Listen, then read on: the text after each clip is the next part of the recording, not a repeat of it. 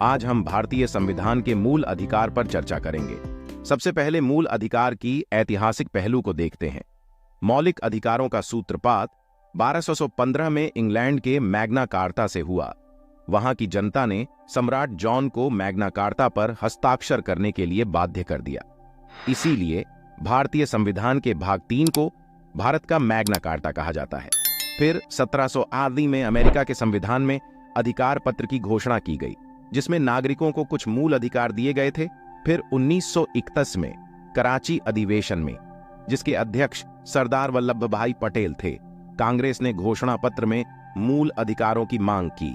यह मूल अधिकारों का प्रारूप जवाहरलाल नेहरू ने बनाया था। 1935 के भारत शासन अधिनियम मूल अधिकारों को सम्मिलित नहीं किया गया था। यहां तक कि अंग्रेजों ने कभी भी भारतीयों को मूल अधिकार नहीं दिए। संविधान निर्माण के समय संविधान सभा में लगभग 22 समितियां गठित की गई थीं।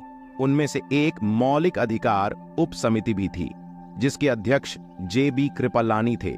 जब संविधान बनकर तैयार हुआ, उस वक्त हमारे संविधान में 7 मूल अधिकार थे।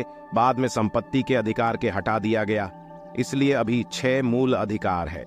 मूल अधिकार को अमेरिकी संविधान से लिया गया है। अब हम मूल अधिकारों के वर्गीकरण को देखते हैं। मूल अधिकारों को भाग 3 में समाहित किया गया है।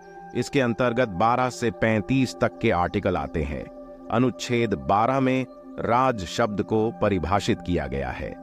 इस परिभाषा के मुताबिक राज्य शब्द के अंतर्गत भारत की सरकार और संसद, राज्यों की सरकारें और विधानमंडल, भारत के भौगोलिक क्षेत्र के भीतर या सरकार के नियंत्रण में आने वाली सभी स्थानीय प्राधिकरण आते हैं।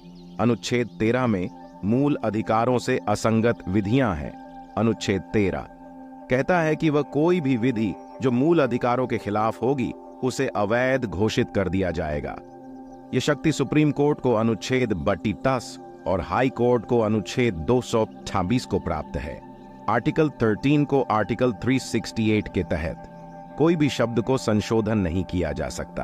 अनुच्छेद 14 से 18 तक में समानता के अधिकार दिए गए हैं और 19 से 22 तक, स्वतंत्रता का अधिकार 23 से 24 तक, शोषण के विरुद्ध अधिकार 25 से 28 तक, धर्म की स्वतंत्रता का अधिकार 19 से 30 तक, संस्कृति और शिक्षा संबंधी अधिकार।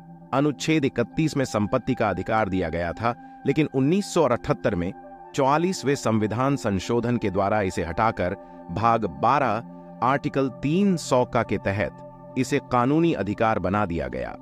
अनुच्छेद 32 से 35 तक संवैधानिक उपचारों का अधिकार दिए गए हैं।